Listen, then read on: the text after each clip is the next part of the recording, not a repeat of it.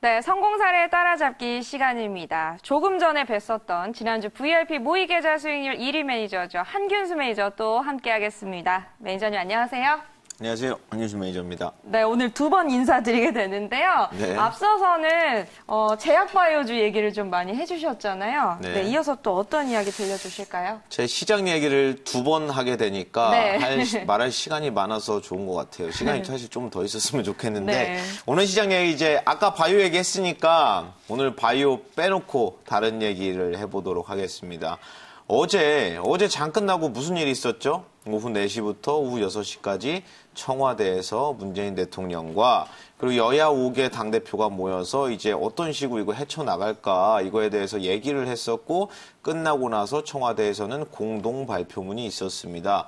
있었던 내용은 뭐였습니까? 비상대책기구 만들어가지고 어떻게 이제 여야 합동으로 초당적으로 좀 대응을 해보자. 원론적인 얘기죠. 그 두 번째는 이제 정상회담. 저는 이게 좀 상징적인 의미가 크다고 보는데 정상급 회담, 예를 들어서 자유한국당에서는 그런 얘기를 했었습니다. 아니 그냥 정상회담으로 한 번에 딱 끝내버리면 되는 거 아니냐, 뭐 특사 보내고 뭐하러 그렇게 하냐 이런 관점으로 얘기를 했는데 청와대 오피셜 입장은 뭐냐면 정상회담은 없답니다.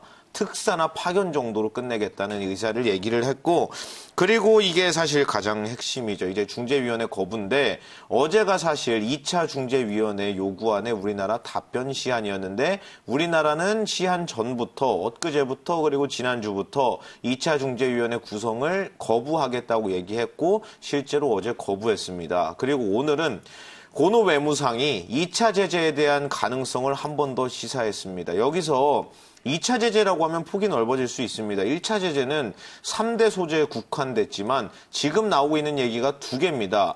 2차 제재 그리고 화이트리스트에서 대한민국을 배제하겠다. 근데 이게 두 개가 조금 혼동을 하실 수 있는데 2차 제재라고 얘기를 하면서 이걸 화이트리스트에서 제외하는 걸 2차 제재 범주 안에 넣어버리면 그냥 2차 제재가 곧 화이트리스트 배제 이거로 같은 게 동일선상에도 놓고 볼 수 있게 되는 거고 또 다른 측면에서 보면 화이트리스트가 배제되는 걸 별개로 하고 2차 제재를 한 번 더 하겠다 이렇게 나눠서 볼 수 있습니다. 그러면 만약에 나눠서 본다고 했을 때 지금까지 남은 일정을 보면 오늘이 19일 금요일인데 내일 모레 일본에서는 참의원 선거가 있고 그리고 24일입니다. 다음 주 평일 24일에는 일본에서 대한민국을 화이트리스트에서 목록에서 제외하는 거에 관해서 기업인들 그리고 시장 사람들 전문가들 그리고 정부 관료들이 모여가지고 간담회 의견 공청회가 있습니다. 공청회가 있고 난 다음에 보통 3주 정도 지나고 나서 화이트리스트 배제를 하니까요.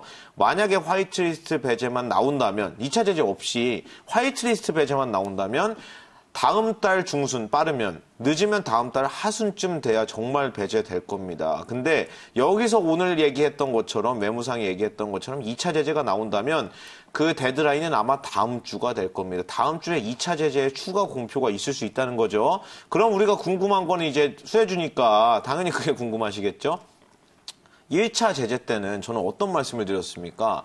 일본에서 1차 제재 관련해서 얘기를 할 때 항상 묶어서 하던 말이 있었습니다. 일단 3대 소재, 감광액, 그리고 에칭가스, 플로린 폴리이미드 이 세 개는 제재를 이미 했고 7월 4일부터. 그리고 추가 제재 하겠습니다라고 얘기했던 게 항상 말할 때는 묶어서 얘기를 했었습니다. 반도체 소재, 반도체 장비, 반도체 부품 제재하겠다고 했습니다. 근데 중요한 건 국내에서 반도체 부품 수혜주는 없어요. 근데 소재는 제재가 들어갔죠. 장비 하나 남았네? 너무 쉽죠? 그러니까 제가 장비 얘기만 한 겁니다. 소재는 이미 갔으니까 엊그제도 얘기를 했고 화요일 수요일 계속 얘기하지 않았습니까? 오늘 사시는 분은 고점이라고? 고점 맞죠? 내려왔습니다. 기술적 반등 나올 수 있죠. 제가 봤을 때는 더 못 갑니다. 이거. 단기 반등 나오고 끝나요. 왜?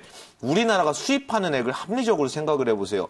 3대 소재 수입액을 다 합쳐도 6천억이 안 돼요. 그러면 이걸 100% 국산화에 성공해서 솔브레인이나 후성 같은 회사가 매출을 그대로 갖고 옵니다. 그래도 지금 주가는 고평가입니다. 너무나도 쉬운 얘기죠. 조금만 이성적으로 생각해보면 지금 신고가 뚫는 게 말이 안 된다는 걸 이해를 할 수 있을 텐데 엊그제 같은 경우에 어땠습니까? 올라가니까 엊그제도 이 자리에서 얘기했지만 당장 오늘 내가 사지 않으면 바보가 되는 것처럼 눌러서 사게 되는데 오늘 사시는 분들이 오히려 바보가 될 겁니다라고 했는데 어떻습니까? 지금 바로 이제 멘붕 오는 거죠. 멘탈에 좀 흔들리는 게 오는 겁니다. 그럼 이제 출구 전략이 필요할 텐데 분명히 오늘도 악재가 있었고 단기 반등은 나올 수 있습니다. 근데 제가 봤을 때 전고점 넘어가는 건 안 나옵니다. 그러니까 만약에 고점에서 산 거 자체가 잘못된 거지만 만약에 사신 분이 있다면 조금이라도 손실을 줄이고 나오시고 장비 계열, 장비는 제가 원래 얘기하지 않습니까? 수출 제재가 안 나와도 장비는 너무 저평가라고 지금 가격이 말이 안 되는 거라고 너무 싸서 사이클을 봐도 말이 안 되는 겁니다. 지금 가격대는. 그러니까 오히려 장비를 하셔라. 그리고 소재, 부품, 장비 얘기하는데 장비만 안 갔습니다. 안 그래도 저평가인데 그럼 장비가 가겠네요. 장비하세요. 장비도 특히 전공정을 하셔야 됩니다. 왜? 전공정 국산화율이 10%대밖에 안 되니까 가장 아픈 부위라고 우리나라가. 그리고 작년 기준으로 봤을 때 우리나라가 단일 품목 기준 일본으로부터 수입을 가장 많이 하는 게 반도체 장비고 그중에서 특히 더 많이 하는 게 반도체 전공정 장비니까 당연히 타겟이 들어가면 이쪽을 때리면 우리나라가 정말 아플 겁니다. 그러니까 전공정에 포커스를 맞추세요라고 했는데 어제 장비주가 다 급등했죠. 다 올라가기는 했는데 특히 더 많이 올라간 게 뭐였습니까? 다 전공정이에요. 제 말이 맞잖아요. 그러니까 합리적으로 하시면 됩니다. 거꾸로 하세요. 거꾸로. 다시 말해서 오늘 시장을 놓고 봤을 때 오늘 바이오 산 날 아닙니다. 들고 있는 사람 그냥 갖고 있는 거지. 왜? 확인이 안 됐잖아요. 아까 전에도 말씀을 드렸는데 바이오 돌다리의 기준은 신라젠의 무용성 진행 평가입니다. 이거 나오기 전에 들어가면 단기 대응으로 결과가 나오기 전에 빨리 팔고 나온 다음 상관이 없겠지만 저는 바이오 들고 가면서 추세 보유를 하겠습니다. 근데 무용성 진행 평가 결과 전에는 그냥 들고 있고 결과까지 보겠습니다. 결과가 좋으면 대박이죠. 근데 안 좋으면 기대 수익과 기대 손실에서 기대 손실이 너무나도 압도적으로 큽니다. 그러니까 그 전에 나오면 되겠죠. 가장 좋은 방법은 그 전에 안 사면 됩니다. 너무나 간단한 방법이죠. 그러니까 상식적으로 접근을 하자. 2차 제재 수혜주를 보기는 보되 합리적으로 얘는 진짜 때릴 가능성이 높겠구나라는 판단을 하셔서 그 종목들 중에 안 올라간 건데 안 올라갈 이유가 없었던 종목들을 찾으시면 됩니다. 말이 조금 어려운데 제가 출연하는 방송 뭐 야간에도 하죠. 무방도 하죠. 무방하면서 맨날 정리해드리지 않습니까? 탄소 섬유하시라고 지난주부터 말씀을 드렸고 그리고 예를 들어 반도체 전공정 장비 제가 종목 다 뿌렸습니다. 불과 이번 주에 뿌린 게 아니라 2주 전부터 얘기를 했어요. 그걸 목록을 다 뿌려놓고 제가 뭐라고 했나요? 제가 빨리 지나가서 종목들이 많으니까 헷갈리실 수 있으니까 지금 당장 핸드폰 꺼내셔서 찍으세요라고 했죠. 이것만 보시라고. 얘네 중에서만 하시면 된다고. 걔네 대부분 다 좋은 흐름 나오고 있지 않습니까? 그러니까 제가 걸러드리는 거 위주로 하면 물론 저라고 해서 승률이 100% 나오진 않습니다. 다만 어차피 주식은 승률 게임입니다. 신이 와도 100% 수익은 못 내요. 결국에는 승률을 높이는 게임인데 본인이 직접 매매하셔서 30-40%대 승률이 나오는 것보다는 버려야 되는 거, 하면 안 되는 거를 배제하는 것만으로도 수익률이 올라갈 수밖에 없습니다. 그러니까 합리적으로 이해가 가능하고 납득이 가능한 매매를 하시기 바랍니다. 네, 이번 주 성공사를 따라잡기 아마 시청해주신 시청자분들 반도체 장비, 전공정 장비에 대해서 이미 매수를 하셨을 것 같아요. 자, 오늘은 또 어떤 성공 노하우를 들려주실지 또 알아보도록 할게요. 어떤 이야기 해주실까요?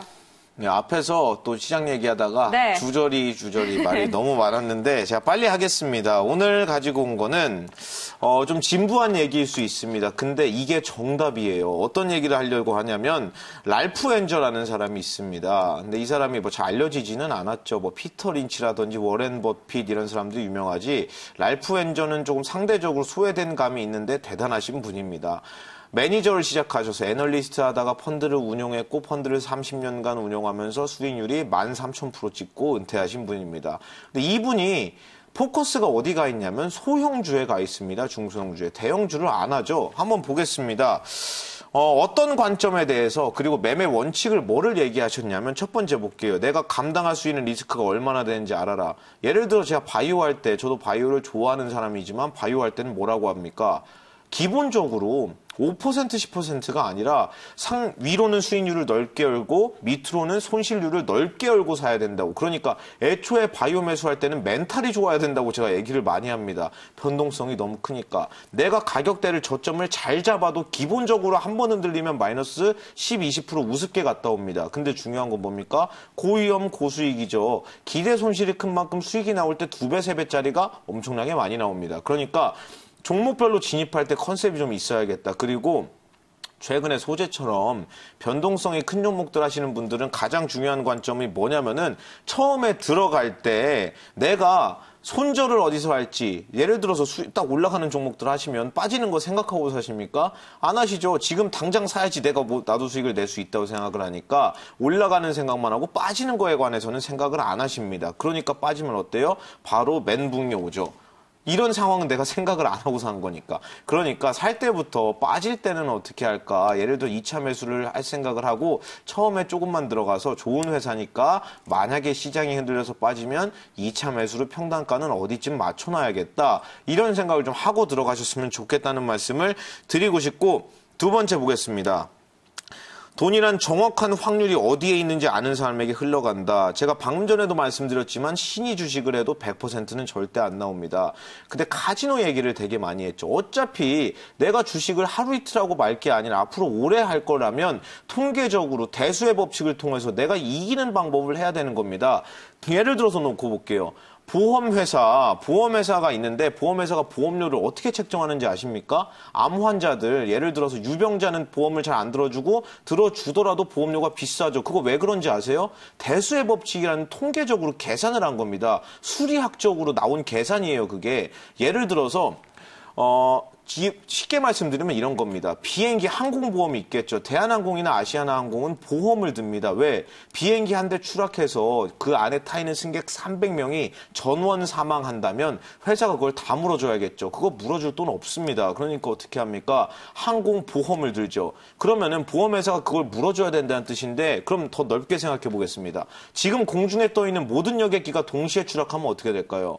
우리나라 보험회사 다 망합니다. 그런 거는 계산에 넣어놓지 않았기 때문이에요. 그러니까 대수의 법칙을 통해서 통계적으로 내가 이길 수 있는 게임만 보험사가 하는 겁니다. 근데 만에 하나 전국에 있는 모든 항공기가 다 떨어지면 보험회사도 망하니까 보험회사도 보험을 들죠. 그게 재보험입니다. 우리나라에 코리안이라는 회사가 있는데 모르시죠? 왜? 소매를 안 합니다. 도매보험만 하죠. 그러면 코리안이라는 재보험 회사들의 고객은 누가 되냐면 우리가 아닙니다. 우리한테는 관심이 없어요. 삼성생명, 교보생명 같은 메이저 대형 보험회사들입니다. 재보험을 들죠. 그러면 재보험 드는 회사는 쉽게 말해서 전 세계에 있는 모든 항공기가 동시에 추락을 하거나 아니면 갑자기 태풍이 와서 우리나라에 있는 자동차 중에 뭐 한 500만 대가 갑자기 침수가 돼서 물어줘야 되는 말도 안 되는 상황이 발생하지 않는 한 코리안리라는 재보험 회사는 영원히 돈을 봅니다. 영원히. 그러니까 이런 부분을 계속 생각을 해주셔야 돼요. 제가 너무 넓게 얘기한 것 같은데 주식도 똑같습니다. 하루 이틀 할 거면 상관없어요. 아무거나 하세요 그냥. 근데 어차피 길게 하고 오래 할 거라면 종합지수가 올라가고 내려가고 그 신이 아닌 이상 맞추는 게 불가능합니다. 그러면 시장이 안 좋을 때는 시장이 안 좋으니까 좋은 종목이든 안 좋은 종목이든 다 빠졌다는 얘기죠. 그럼 빠진 종목들 중에 말이 안 되게 싼 종목을 그냥 사놓고 가만히 있으면 됩니다. 그게 가장 쉽고 가장 정확한 정답입니다. 그러니까 시장 매일 보면서 매일 오늘은 뭐 올라가니까 백신주, 오늘도 백신주 올라갔죠. 왜 갔습니까? 휴전선 근처에서 멧돼지들 돼지열병, 돼지열병이랑 멧돼지 돼지열병은 다른 겁니다. 멧돼지 돼지열병 발병률이 올라가고 있답니다. 그러니까 백신주가 또 올라가죠. 그리고 하나가 더 있었습니다. 우리가 생각지도 못했는데 콩고, 우간다 가보셨습니까? 콩고, 우간다에서 이번에 에볼라 바이러스가 창궐해서 콩고에서 작년에 2,400명이 걸렸는데 1,600명이 죽었답니다. 그래서 세계보건기구에서 국제보건 비상사태를 선포했어요. 우리나라는 관심도 없는 얘기죠. 그럼 여기서 오늘 백신주 사면 제대로 된 겁니까? 안 된 겁니까? 우리나라 근처로 오거나 우리나라 안으로 들어오지 않는 이상 올라갈 수가 없습니다. 그러니까 다시 말해서 그날 말도 안 되는 거 붙는 거 따라갈 필요가 전혀 없다. 중심을 잘 잡고 하자. 내가 하고 있는 게 맞는 겁니다. 그렇게 믿으시고 끌고 가다 보면은 결국에는 대수의 법칙에 의해서 수익이 나올 수 있다는 점을 말씀을 드리겠습니다. 네, 자, 그리고 오늘 무료 방송 5시에 있으시잖아요. 네. 예, 어떤 얘기 해주실 건가요? 네, 오늘 준비한 얘기 한 3분의 1밖에 못했는데 그러니까요. 나머지 3분의 2를 2는, 하겠습니다. 네, 알겠습니다. 5시에. 5시에 무방 있고 지금도 무료 방송은 켜져 있습니다. 오셔서 네. 저랑 함께 하시면 되겠습니다. 알겠습니다. 많은 참여 부탁드리겠습니다.